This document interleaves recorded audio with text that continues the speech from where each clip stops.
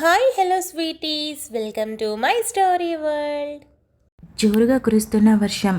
అర్ధరాత్రి చిమ్మ చీకట్లో చీర కట్టుకొని పొలాల గట్ల మధ్య ఏడుస్తూ జై అని అరుస్తూ పరిగెడుతోంది ఓ అమ్మాయి. ఆ అమ్మాయి వెంట నలుగురు కత్తులు పట్టుకొని వెంబడిస్తున్నారు.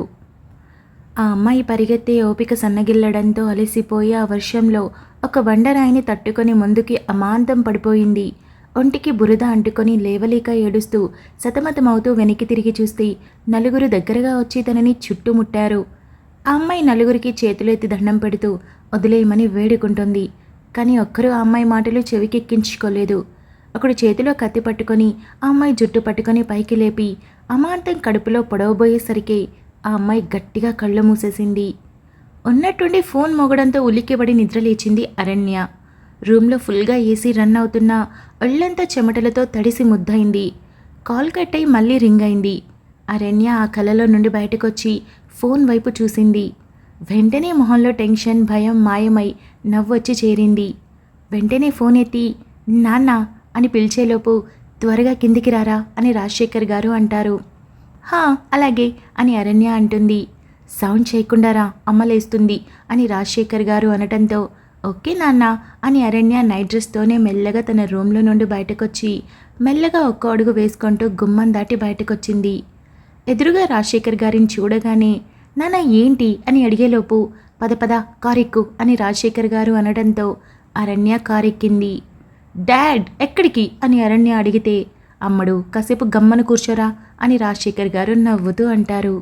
కాసేపటికి ఒక దగ్గర కారాపి దిగు అమ్మడు అని రాజశేఖర్ గారు అంటారు. అరణ్య దిగి చుట్టూ చూసి కళ్ళల్లో ఆనందంని నింపుకొని డాడ్ అని అనగానే హ్యాపీ బర్త్డే అమ్ముడు అని రాజశేఖర్ గారు అరణ్య నుదుటి మీద ముద్దు పెట్టి పదరా అని అంటాడు. ఒక ఖాళీ స్థలంలో ఫుల్ లైటింగ్తో అందంగా డెకరేట్ చేసి మిడిల్లో కేక్ని పెట్టి చుట్టూ బెలూన్స్తో ఎంతో అందంగా ఉంది. అరణ్య అదంతా చూస్తూ రాజశేఖర్ గారిని గట్టిగా హత్తుకొని థ్యాంక్స్ డాడ్ అని చెప్తుంది.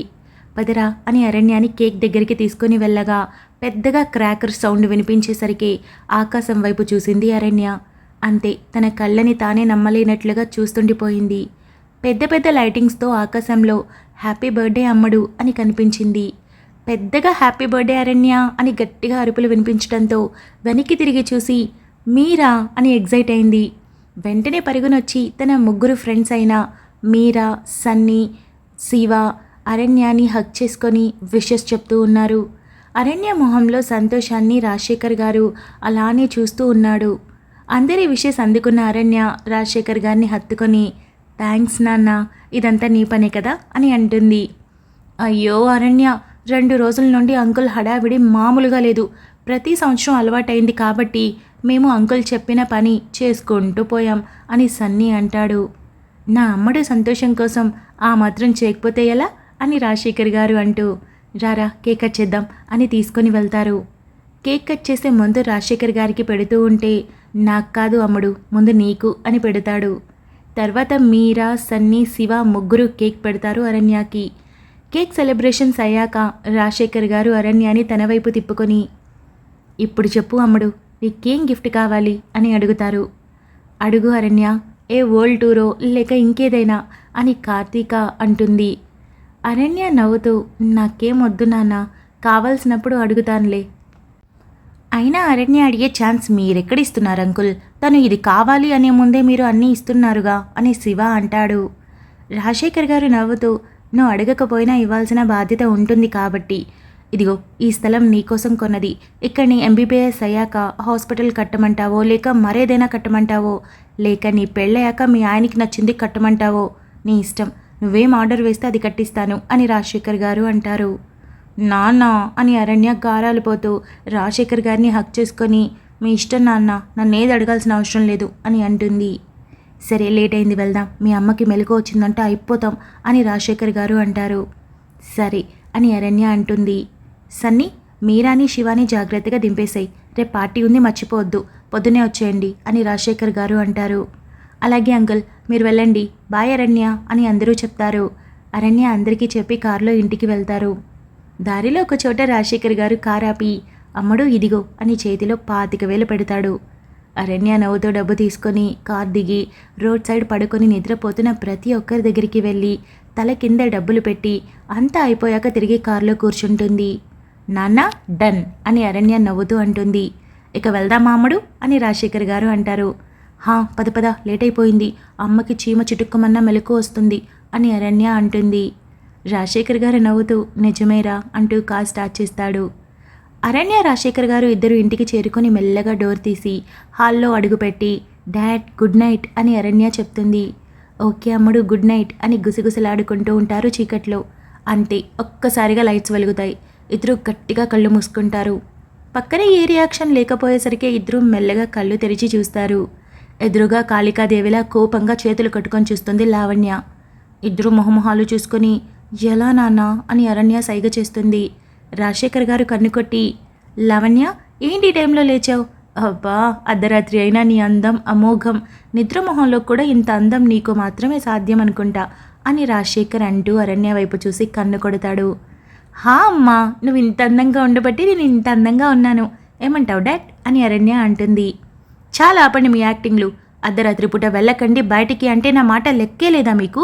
అదేమంటే చిన్నపిల్ల, మరి నీకేమైందండి అని లావణ్య కోప్పడుతుంది. నన్ను నగ్గుతున్ని ఎవరేం చేస్తారే అని రాజశేఖర్ గారు అనటంతో అమ్మా మా నాన్న ఎస్పీ కదా, ఎవరైనా మా నాన్న జొలుకొస్తే బిచ్కి బిచ్కి అని కాల్ చేస్తాడు అని అరణ్య యాక్షన్ చేసి చూపిస్తుంది. ఆపండి, ఇంకా అంత పెద్ద ఆఫీసర్ కాబట్టి నా బాధ కూడా, ఆయన కేసుల్లోనే క్రిమినల్స్ ఏ టైంలో ఎవరిని ఏం చేస్తారు అని నా టెన్షన్. కానీ మీ ఇద్దరికి ఇవేం పట్టవు, ఎంతసేపు షికార్లు కావాల్సి వచ్చాయి. అది కాదే, ఈరోజు అమ్ముడు పుట్టినరోజు కదా, అందుకే విషెస్ చెప్దామని తీసుకెళ్లాను అని రాజశేఖర్ గారు అంటారు. ఇక్కడ చెప్తే అది విష్ కాదా? ఎలాగో రేపు ఎవరు వద్దన్నా పెళ్లి చేసినట్టు గ్రాండ్గా ఫంక్షన్ చేస్తారు కదా, మళ్ళీ ఇప్పుడు కూడా చెప్పాలా? నా బాధ మీకు అర్థం కాదు అని వెళ్ళి సోఫాలో కూర్చుంటుంది.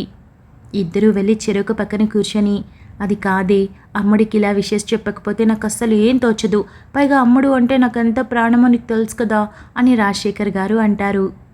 అమ్మా ఈ ఒక్కసారికి వదిలే ప్లీజ్, ఇంకొకసారి నాన్న నన్ను రమ్మని పిలిస్తే నేను బయటికి పోను, నీకు చెప్తాను ముందు అని వాళ్ళ నాన్న వైపు చూసి కన్ను కొడుతుంది. అలాగే అమ్ముడు, నేను కూడా పిలవను అని రాజశేఖర్ గారు అంటారు. సరే ఈ ఒక్కసారికి వదిలేస్తున్నా, ఇంకొకసారి వెళ్ళకూడదు అని లావణ్య అంటుంది. ఓకే ఓకే అంటారు ఇద్దరు. అమ్మా నువ్వు వీళ్ళ మాటలు నమ్ముతున్నావా అని అంటూ వస్తాడు శౌర్య. రే అన్నయ్య మేమమ్మకి మాటిస్తున్నాను రా అని శౌర్య వైపు సీరియస్గా చూస్తుంది అరణ్య. పోవే అన్నీ కోతలకొస్తావు అని శౌర్య అంటాడు. ఇదే లాస్ట్ ఛాన్స్ నాని, ఇంకొకసారి ఇద్దరు వేషాలు వేస్తే అప్పుడు చెప్తాను అని లావణ్య అంటుంది. సర్లే చూద్దాం అని శౌర్య అంటూ ఏ కోతి ఇలా రావే అని చేయి పట్టుకొని తీసుకుని వెళ్తాడు. ఎక్కడికి రా అన్నయ్య అని అరణ్య అంటుంది. అబ్బా ఆగలేవా, అంత ఆత్రం ఎందుకే అని లాన్లోకి తీసుకొని వెళ్తాడు. వెనకే రాజశేఖర్ గారు లావణ్య కూడా వెళ్తారు. అక్కడ ఒక కొత్త కార్ శౌర్య అరణ్య కోసం కొనిపెట్టున్నాడు. అక్కడికి వెళ్ళగానే హే అని అరణ్య అరుస్తూ రే అన్నయ్య థ్యాంక్స్ రా, నాకు తెలుసురా నీకు నేనంటే పిచ్చి ప్రేమని అని అరణ్య శౌర్యాన్ని హక్ చేసుకుంటుంది. సరే ర్యాష్ డ్రైవింగ్ చేయకు, నీ కోతి బ్యాచ్ని వేసుకొని ఎక్కడికంటే అక్కడికి వెళ్ళకు సరేనా అని శౌర్య అంటాడు. అలాగే రన్నయ్య అని అరణ్య రాజశేఖర్ గారి దగ్గరికి వెళ్ళి నాన్న చూడు వీడు నా కోసం కార్ కొన్నాడు అని ఎగ్జైట్ అవుతూ చెప్తుంది. బాగుంది నాన్ని, మీరు దాన్ని ఇలాగే వెనకేసుకురండి అని లావణ్య అంటుంది. పోనీలే అమ్మ, చాలా రోజుల నుండి అమ్మడు అడుగుతూనే ఉంది, అందుకే కొన్నాను అని శౌర్య అంటాడు. సరే కానివ్వండి అని లావణ్య అంటుంది. అందరూ ఇంట్లోకి వెళ్తారు. సరే అమ్మడు పడుకో, నిద్ర సరిపోదు మళ్ళీ అని రాజశేఖర్ గారు అంటారు. నాన్న నేను ఈరోజు మీ దగ్గర పడుకోనా అని అప్పటి వరకు ఉన్న ఆనందం పోయి ముందొచ్చిన కల గుర్తొచ్చి అడుగుతుంది. అయ్యో దానికి అడిగేదేంటి అమ్మడు, పద అని రాజశేఖర్ గారు అంటారు. మరి నేను అని శౌర్య అడుగుతాడు. నువ్వెందుకురా ఇంత పెద్దగా పందిలాగా ఉన్నావు, ఒక్కడు పడుకోలేవా అని అరణ్య అంటుంది. పోవే నువ్వేం 0 సైజులో ఉన్నావా, బియ్యం బస్తాలా ఉన్నావు అని శౌర్య అంటాడు. అబ్బబ్బా మళ్ళీ మొదలు పెట్టారా, పదండి కాసేపు అయితే తెల్లారుతుంది అని లావణ్య అంటుంది. అందరూ కలిసి రాజశేఖర్ లావణ్య బెడ్రూమ్లోకి వెళ్తారు. అరణ్య రాజశేఖర్ గారు ఒడిలో పడుకుంటే శౌర్య లావణ్య ఒడిలో పడుకున్నాడు. అమ్మడు కళ్ళు మూసుకో, త్వరగా నిద్ర పడుతుంది అని రాజశేఖర్ గారు అంటారు. అలాగే నాన్న అని అరణ్య కళ్ళైతే మూసుకుంది కానీ నిద్ర పట్టలేదు. ఎవరు నన్ను తరుముతుంది, జై అని అరిచాను, అతనెవరు, అసలు చీర కట్టుకొని పొలాల మధ్యలో ఏం చేస్తున్నా, ఏ ఊర్లో ఉన్నా నేను అని ఆలోచిస్తూ ఉంది అరణ్య. అరణ్య శౌర్య పడుకోవడంతో లావణ్య వాళ్ళని చూస్తూ ఏవండి మన అమ్మడు అప్పుడే పెద్దదైపోయింది అని లావణ్య అంటుంది. అవును లావణ్య, ఎక్కడ పెళ్లి చేసి పంపించాలో అని దిగులుగా ఉంది అని రాజశేఖర్ గారు అరణ్య తల నిమురుతూ అంటాడు. అరణ్య నిద్రపోకుండా వినడంతో అబ్బా నాన్న, ఇళ్ళ రకం తెచ్చుకుందాంలే అని మనసులో అనుకుంటుంది. ఒక పని చేద్దాం లావణ్య అని రాజశేఖర్ గారు ఎగ్జైటింగ్గా అంటాడు. ఏంటండి అది అని లావణ్య అంటుంది. మనం ఇల్లరికం ఉండే అల్లుడిని తెచ్చుకుందాం అని అంటాడు. అబ్బా నాన్న, నువ్వు సూపర్, మనిద్దరం ఒకేలా ఆలోచిస్తున్నాం అని అరణ్య అనుకుంటుంది. చాలే మిస్ అమ్మడం, అలా చేస్తే అల్లుడు విలువ ఏముంటుంది, కాకపోతే మనకి దగ్గరగా అమ్ముడు ఉండాలి, అలాగే అబ్బాయి మంచివాడై ఉండాలి అని లావణ్య అంటుంది. మమ్మీ, నీకు నాకంటే అల్లుడే ఎక్కువ నాని అని అనుకుంటుంది అరణ్య.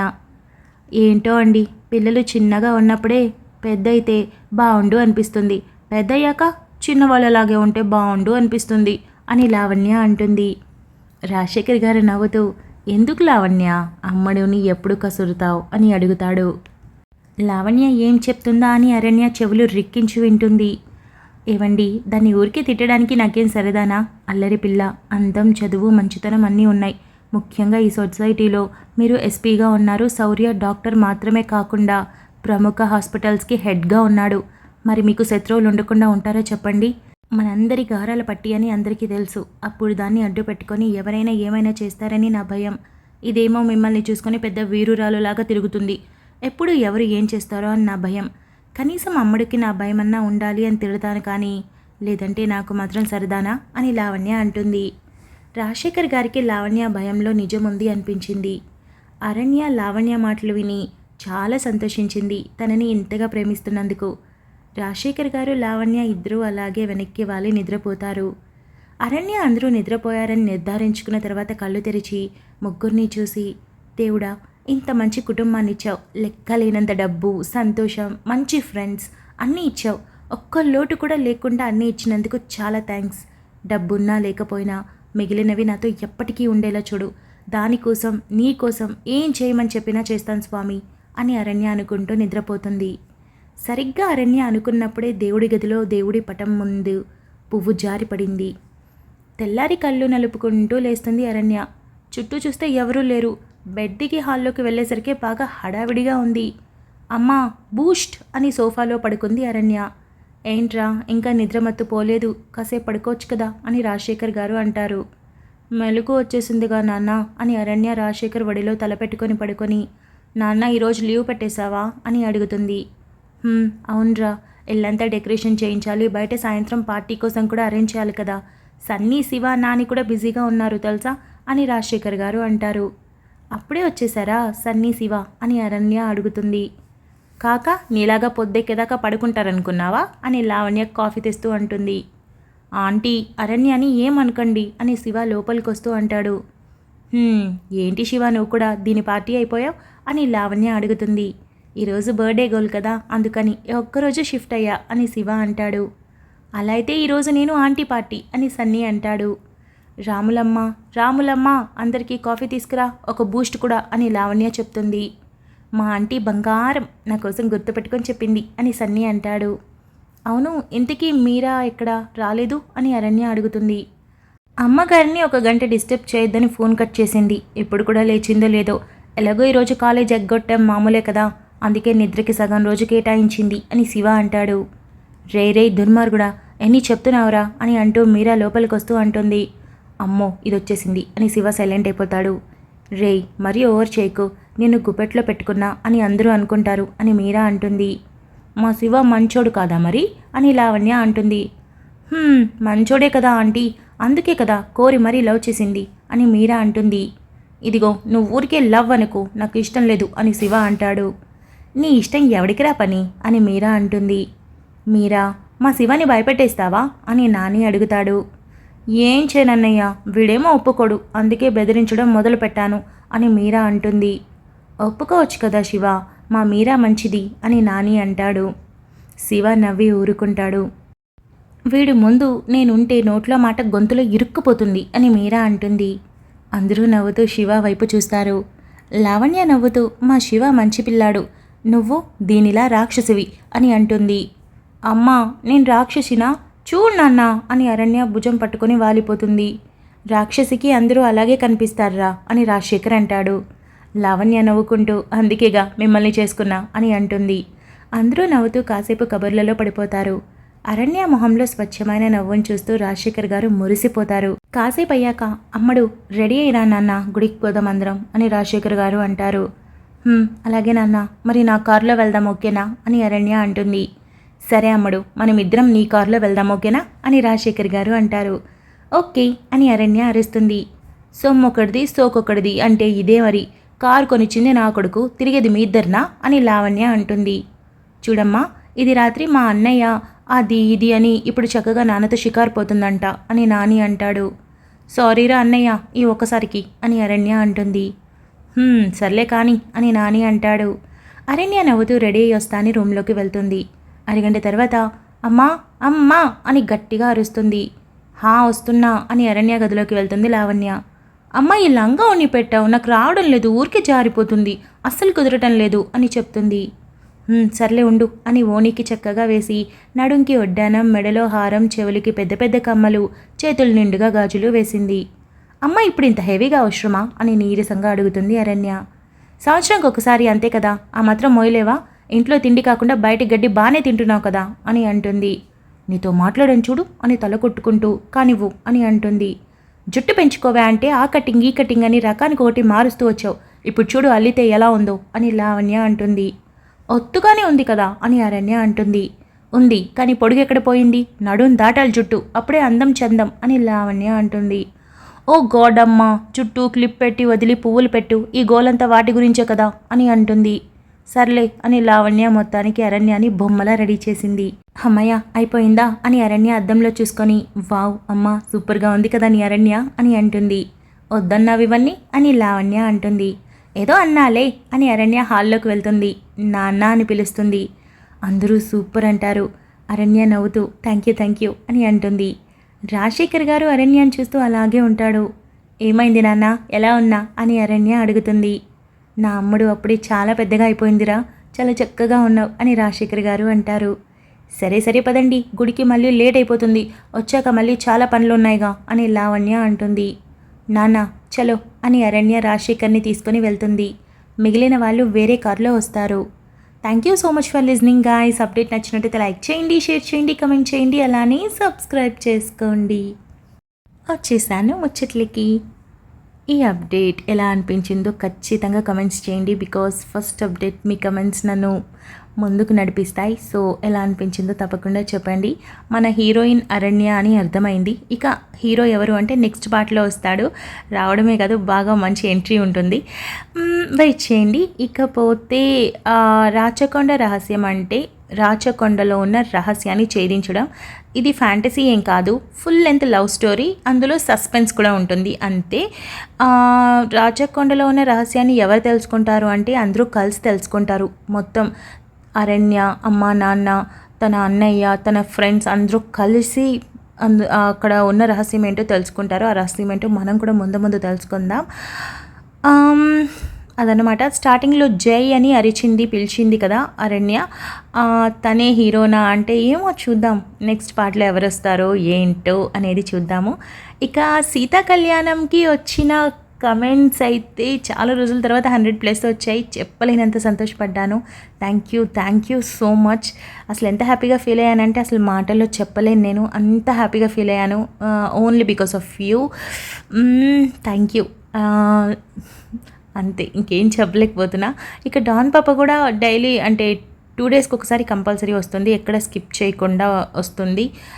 అంటే మెయిన్ పాయింట్లోకి దిగిపోయాం కాబట్టి నేను కూడా చకచక రాసేయాలని ఫిక్స్ అయిపోయాను. ఇక అంతే ముచ్చట్లు. ఈ అప్డేట్ ఎలా ఉందో ఖచ్చితంగా కమెంట్ చేయండి. ఇక మిగిలిన స్టోరీస్ అంటే పెద్దవి కదా, అందుకని మెల్లగా స్టార్ట్ చేస్తాను. ఇదంటే జస్ట్ 110 పార్ట్స్ ఉంది కాబట్టి మనకి ఇక్కడ 60 పార్ట్స్లో అయిపోతుంది. సో అందుకోసం స్టార్ట్ చేశాను. మిగిలినవి కూడా తప్పకుండా వస్తాయి. అంతే ముచ్చట్లు. ఈ అప్డేట్ ఎలా ఉందో తప్పకుండా కమెంట్ చేయండి. మనం తర్వాత అప్డేట్లో కలుసుకుందాం. అంతవరకు keep smiling, stay healthy, bye guys.